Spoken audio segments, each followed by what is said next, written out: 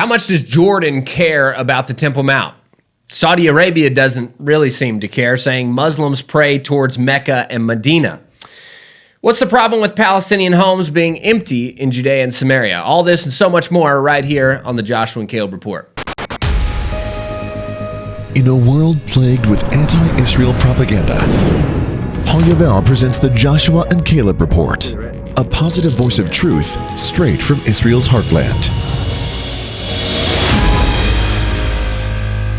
In a world of negativity and fake news, every Christian should be connected to the life and positivity that Israel brings to the world. Welcome to the Joshua and Caleb Report here in the biblical heartland of Israel on the Mount of Blessing here with Joshua Waller. I'm Luke Hilton, and we are in a brand new studio. Check it out. Epic, much more the Joshua and Caleb Report feel, I think. So super excited. You should know that the Joshua and Caleb Report is part of a bigger network where we have lots more videos, and we have other shows and articles and just tons of content. It's all at joshuaandcaleb.com. So that's why we have multiple studios now, because we're bringing all kind of content almost every day of the week, straight out of the biblical heartland of Israel. And the entire goal is just to bring you the truth of what's actually happening here. If you haven't subscribed yet on YouTube, make sure you do that and ring the bell as well. If you listen on podcast platform, go ahead and follow or subscribe to us there. And we're on Rumble, and we have a really easy link now. It's been broken the last couple weeks, but it will be fixed today, I promise. And like I said, just go to joshuaandcaleb.com. You could sign up for all of the shows and content. You can choose exactly what you want so that you're not overloaded in your inbox. joshuaandcaleb.com. It's completely free. Josh, last week's show went viral, and it's still going viral. And we had an amazing time going to the Palestinian villages, traveling the roads, going past red signs, and lots of questions that show caused, lots of comments. So I think we're going to be doing some more of this in the future. Absolutely going to be doing a lot more of this. I think what some people might be wondering is, if you can produce content like that, then why aren't you putting something like that out every single week? Why are you sitting in a studio, right? Yeah, right. And the answer to that question is we are a small network, and we can do tons of stuff. We had an amazing crew, but they can't crank something like that out every week. But hopefully, at least once a month, we'll get out there. We'll go to the Israeli areas. We'll go to the Palestinian areas. We'll go to Jerusalem, all over Judea and Samaria, and we'll be showing more radical truth, stuff you won't see anywhere else. But we have a new way that you can help us do more stuff like that, and that's our Patreon account. We have a brand new Patreon page. It's patreon.com/Joshua and Caleb, and you can sign up. I think you can do a one-time or monthly supporter, and then that goes straight to supporting this show and the other shows that we put out on the network. So go to patreon.com/Joshua and Caleb to help support the show. And maybe bring out some more content like we did, the hard-hitting stuff we pulled out there last week. You know, the thing is, Luke, is that there's so many more areas that are identical to the situation. We just decided to tackle that one issue. Right. We've already had brainstorms, probably at least 10, 15, 20, and there's 100 more out there of these exact same issues that need to be tackled. And I'm telling you, I think what we did was just the tip of the iceberg, too. Just flat the tip of it. There's so much more to go. We already are talking about it now. There's so much we left out even. We just opened the one issue, just like the big, fluorescent light around here that says, hey, all these villages are empty. Right. Or at least a good majority of these homes in these villages are empty. We're going to be following up. We're going to be following up because there's a lot more questions to be answered that were actually raised that we didn't answer inside of last week's episode. We're going to be talking about, okay, so what does that mean to Israel? Or why does it matter if Palestinian homes are empty, right? Yeah. Or what's the threat to Israel? Yeah, what's the threat? Why would we care? Why should Israelis care? Why should Palestinians care? Questions like, are there 1.5 million Palestinian Arabs in these villages around, or are there 3 million? Right. Those are the argued numbers. Now, that's a crazy amount to argue about. That's like a huge number. Right. A big difference between 100 or 1.5 million and 3 million, Luke. That's half. I might even go more conservative and say, is it less than 1.5 million? Okay, now the problem is nobody knows because the censuses are totally whacked, and we have amazing sources that we're working on right now for hopefully a coming show next week or in the following weeks after. We're going to answer some of these questions and maybe find out. And why would the Palestinians would the Palestinian Authority have an incentive to inflate the population numbers? Okay, Luke, and just to really get people going, do they take the census based on people or houses? Or maybe dead people? Or people now you're that talking don't, about Chicago, or people that don't live here anymore. Maybe. Okay, maybe. all this, guys, so much more. We really are. We're not leaving you hanging on those questions. We're going to get back to them. We had people, we are hundreds and leaving them hundreds hanging. You're going to be hanging for a couple a short weeks, time, yeah. but we're going to get to it. We had people asking tons of questions. So, okay, so what about all the stuff that the mayor in the what's the town in Tur Messiah. Tur Messiah there? What he said so much about the settlers causing all this havoc? Is that true? We didn't go check it out. Hey, we didn't check that. Don't worry. We're gonna check it. And when they say Jews are pulling up olive trees or cutting, well, hey, let's go check and see if it's really propaganda or did it really happen? Guys, that's the kind of content we're going to be bringing to you on these, hopefully once a month. Stay tuned for those specials. And seeing a lot more places, some people say, well, you only went to 2 villages. We actually went to like 4 villages, but they're like, well, you just showed the best 10. ones. You showed the modern ones, the rich ones, the wealthy ones. Go to some of the poor areas. Hey, let's do it. If we can. Some of these places are a little bit hard to get to, but we're Americans. I think we can do it. Right. You're talking like the refugee camps. Yeah. Yeah. We'll show it. If we can. I mean, we can see them from right here. I've seen them before. I've never actually been inside. Right. But we can literally see those villages. Luke, there's some, we got a lot of stuff to cover. Well, Jordan and Israel are fighting. Yeah, well, like kind of 2 like siblings. that, but I would say kind of like 2, like a brother and brother fighting kind of thing. Brother to brother. Or which can be pretty rough. Or maybe sometimes, cousins fighting. Yeah, I would say cousins. That's more realistic. And that's actually true. It's because, and the reason we say that is because it's kind of petty. Like what's actually happening. Okay. So it all starts lay out. It out for us? Yeah, it all starts out. Netanyahu, they get this $10 billion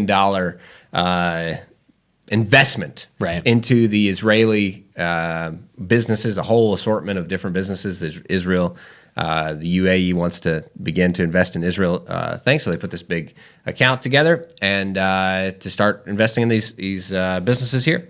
And Netanyahu wants to go close the deal. It's amazing, huge thing, and it's great that the UAE wants to put this kind of money. Too? Yeah.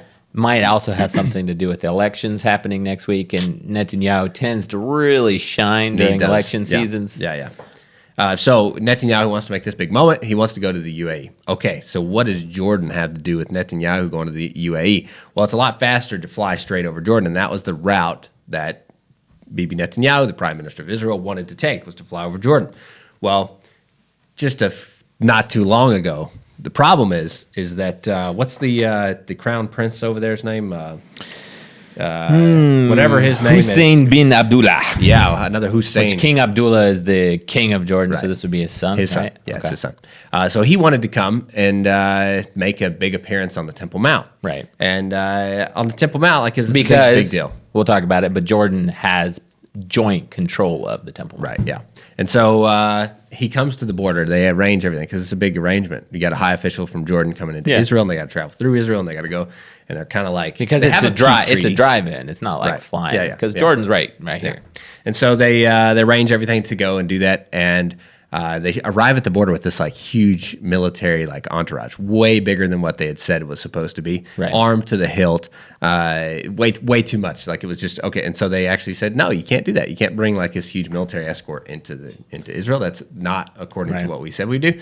And so here we go. The crown prince Israel was expecting, okay, you're going to bring this many security guards, your entourage, whatever, and then they show up and they got an army with them. And Israel had already put their own guards in place too. Right, it was a big deal. And Israel's just like, no way, this is not what we agreed on. Yeah. So now there's a little petty skirmish on the Jordanian side. Obviously, I can understand completely why Israel says, nah, that's not a good idea. Who knows what in the world behind that, right? And so now Jordan says, okay, the Prime Minister of Israel wants to fly across our skies, our airspace. No way, Jose. Not happening, right?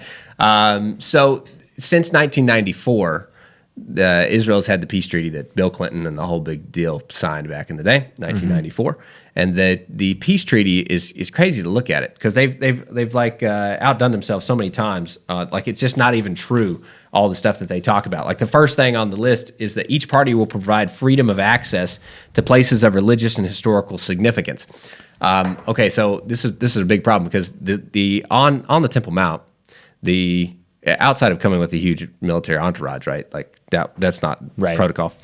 The Waqf, the Jordanian Waqf, don't allow the Jewish people to come up and pray, right? So we automatically are having issues with the actual declaration, right, of the articles of the peace treaty that was established in 1994, amongst a whole list of other things. And can we just lay it out real quick? Because Jordanian Walk controls the Temple Mount, the Al-Aqsa Mosque, the Dome of the Rock.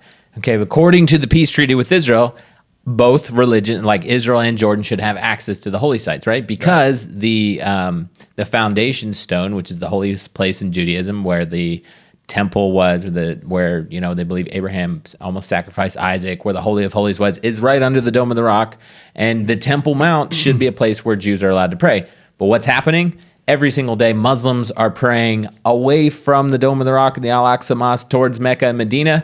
Jews are not allowed to pray at all. On the site.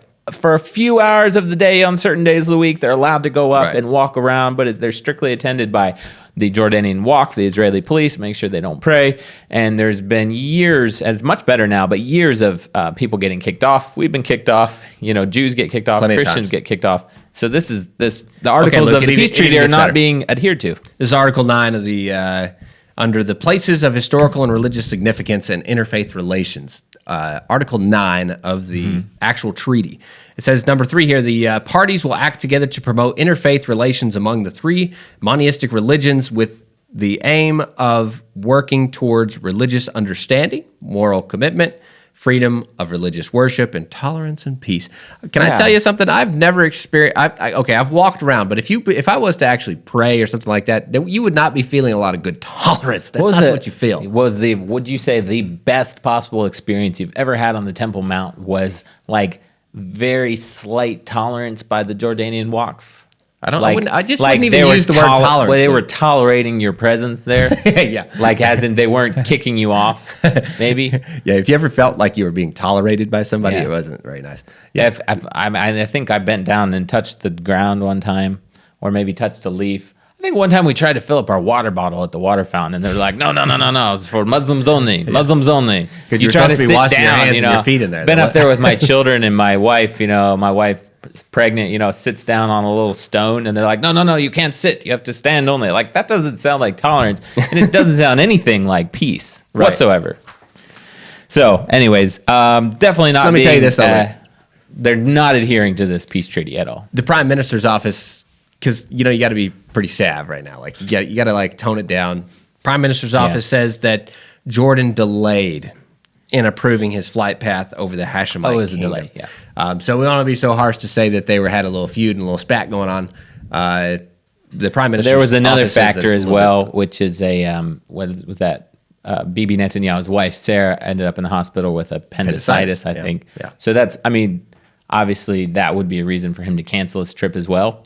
But the big factor here was that Jordan is not allowing the Prime Minister of Israel to fly through their airspace. Which is also interesting because Israel actually, because of the treaty, really has a lot to do with the structure and the sanity of that country. Like they're holding it together basically because it's in Israel's interest at the moment to have secured help the nations around to be stable.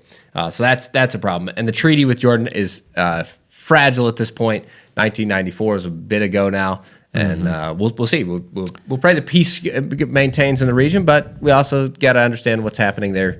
Very serious about the Temple Mount.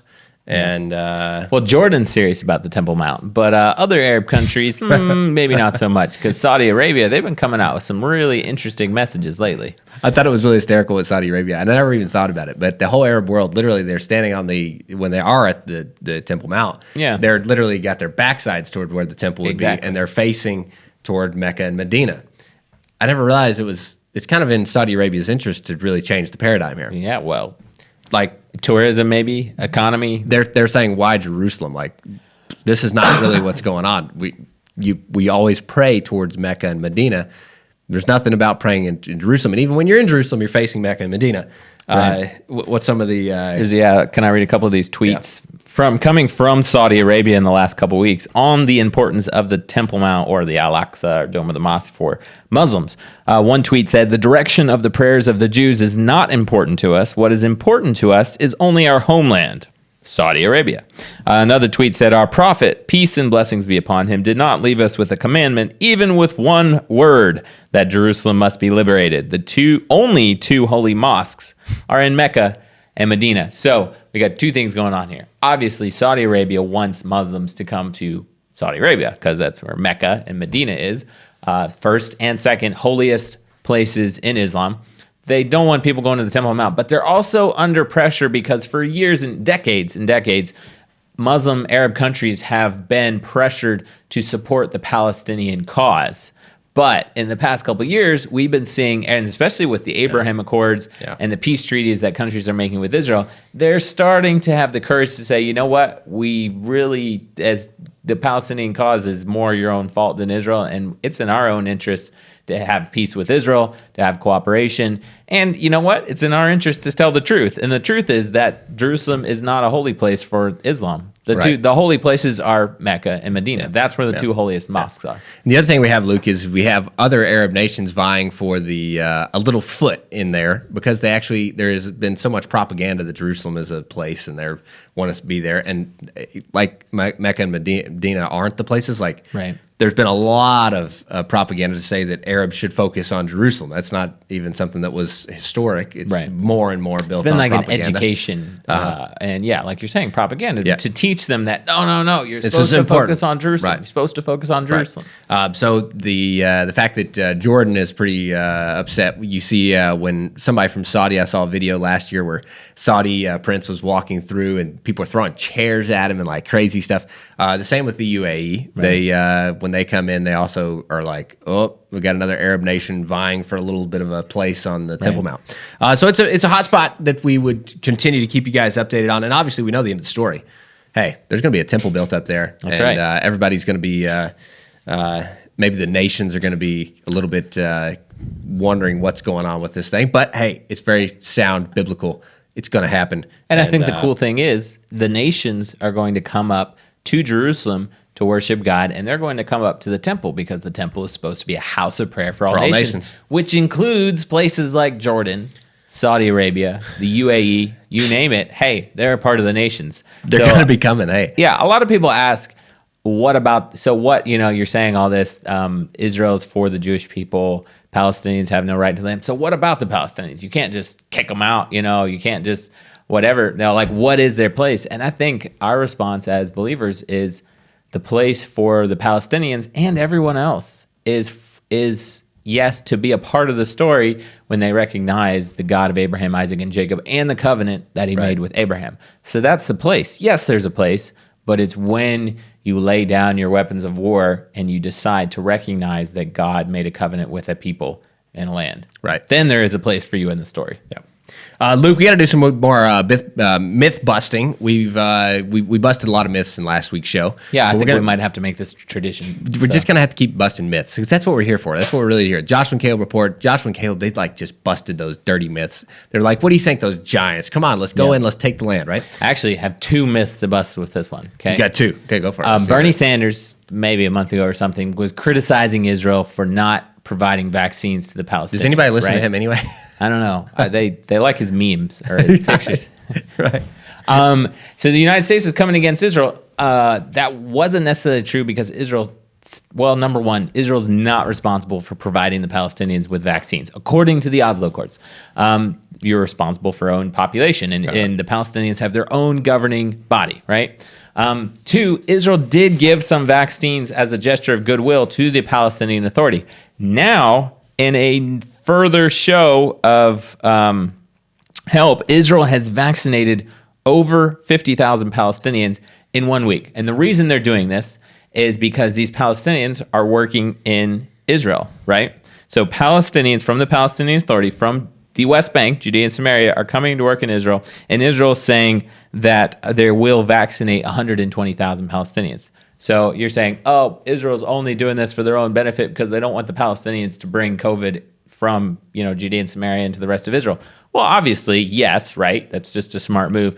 But maybe this brings up a second myth that needs to be busted, and that is that 120,000 Palestinians are going into Israel proper for jobs and working every single day. How do they do that? They have a work permit. They cross over the checkpoint, and it's nothing crazy. We drive through that same checkpoint lots of times. Some guy left a comment on our YouTube channel. Oh, they probably left their town at 5 a.m. because it takes 2 hours to get through the checkpoint every day. Sorry, that ain't happening. We go through those same checkpoints because everybody does if you're leaving these areas. You have a permit, you drive through, walk through, take the bus, whatever. You go to work, you come back home. Israel, number one, they're helping the Palestinians get vaccinated. And two, they're providing 120,000, probably a lot more. But these are the numbers they're estimating to vaccinate here probably within the next week or so of Palestinians. That's good news. As some people are going, that's not good news. But we'll leave that right where it is. Yeah.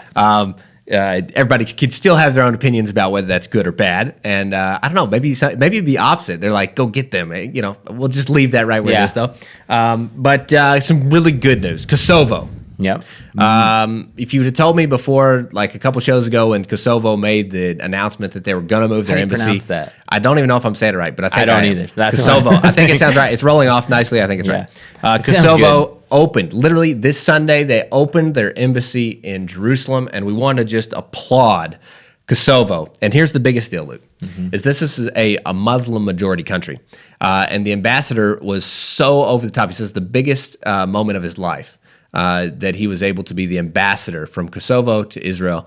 I think that's phenomenal. We're talking about Temple Mount and nations coming and serving Israel and being a part of worshiping God in Israel. Hey, we've got a little step towards it. A Muslim majority nation saying that this is the greatest honor of his life to be the ambassador from Kosovo, Muslim majority nation, to Israel. That is fascinating and some good news that we've got to tell you guys. Absolutely. And it's part of a deal that was brokered by President Trump last fall, and it's just now coming into fruition that Kosovo, a Muslim majority country, now having an embassy in Jerusalem. Just like we were saying, where is the place for the Muslim nations? Where is the place for the nations at all? They're recognizing Jerusalem is the capital of Israel, which means they're recognizing that God made a promise to the Jewish people, right?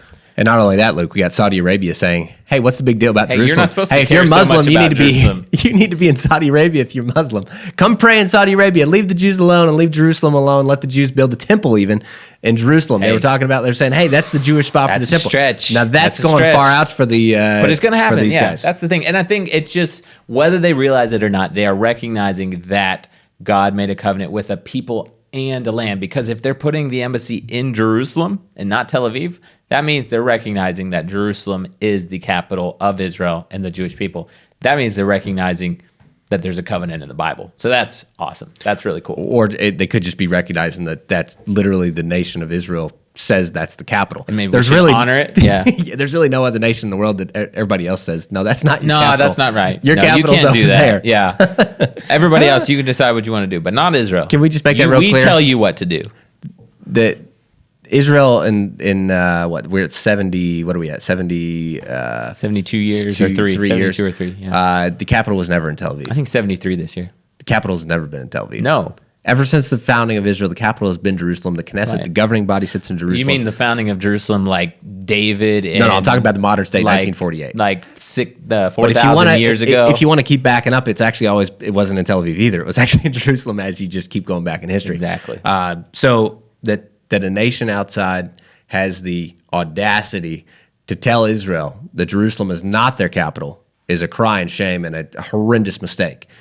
The fact that we have little countries like Kosovo saying it is a miraculous event in our world history. Yeah. And I'm telling you what, when all the anti-Semitism and all the craziness in the world where people are bashing Jews and bashing things against Israel and the Jewish people, thank God we got a couple folks like Kosovo, even the United States that moved the embassy to Jerusalem and started this trend. Yeah. We need more countries doing exactly the same thing. That's right.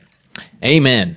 All right, one last piece of good news before we wrap up the show here, and that is Operation Sur Israel.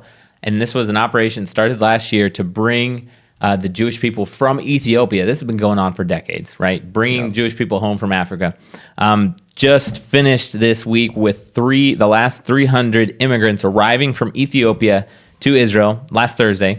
Landed in Ben Gurion Airport Now, there are some Jews left in Ethiopia, and Israel won't stop till they've come home. But this, as far as this particular operation goes, Jewish Agency Chairman Isaac Herzog said, the final Operation Soar Israel flight arrived, reuniting countless families after far too many years apart. This is a moment that tugs at the heartstrings, reminding us that our mission is to bring the remaining members of the community waiting to make Aliyah is far from over. This operation, particular operation, 2,000 people from this particular community, Falash Mura in Ethiopia, have been brought to Israel, which started on December 3rd. So very short period of time they brought them. And Israel, the Aliyah and Absorption Minister, which headed this particular operation, said the national mission of bringing all the remaining Jews of Ethiopia to Israel has still not ended, meaning they're not going to rest until all of them come home, because there's still about 5,000 Ethiopian Jews waiting to come back to Israel. And something I didn't realize is because when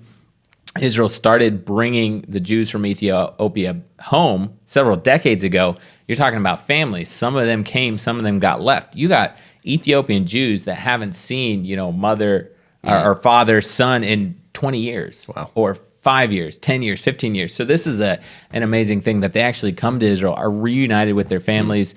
And as the Aliyah minister here in Israel said, they still not ended. We're not going to rest till every Jew is brought home from Ethiopia. But more good news, prophecies are being fulfilled, that Aliyah is happening and will continue to happen here in Israel. Luke, we didn't get time to talk about all of our experiences on last week's show that we actually didn't get to record. We got to sit down in Tumosai and talk to one of the older folks there in the town for a good hour and take it. If we had that recorded, boy, that would go viral. That would have been like crazy viral. But we didn't get permission to do that, so we stayed off of that. Crazy. We should talk about what we talked about with him sometime, not giving out his name or anything, but we should talk about some of that sometime. As well as we didn't get time to talk about the elections. Elections is coming up 6 days away from Israel's elections. And you know what? It's really not even worth talking about. Well, maybe we'll have a short report next week. Next week, hopefully we'd actually know something. I did write an article. If you're interested in it, joshuaandcaleb.com, there's an article there. That's from last week. Changes every week. We'll see what happens next week in Israel's elections. Make sure to support the show, guys. Yeah. Patreon.com/JoshuaandCaleb, JoshuaandCaleb.com for more content. In the meantime, be strong, be courageous, and be the voice of Joshua and Caleb in your generation. I believe in the God of Abraham, Isaac, and Jacob. Hey guys, thanks for watching that show. If you appreciate the work that we're doing and feel like we should reach more people all over the world, there's two things that you can do to help us out. Number one is make sure you're subscribed to this channel. Also ring the bell, because that means you get notified whenever we put new videos up. The second thing you can do is tell others about the show. We're still small, but we really have a heart to reach tens of thousands of people all over the world with a message of Israel. So you can tell them via social media, you can put our shows up, you can send our shows via email or messages. But when you tell others about the Joshua and Caleb Network, that helps us grow and reach more people all over the world with a voice of positive truth straight from Israel's front lines.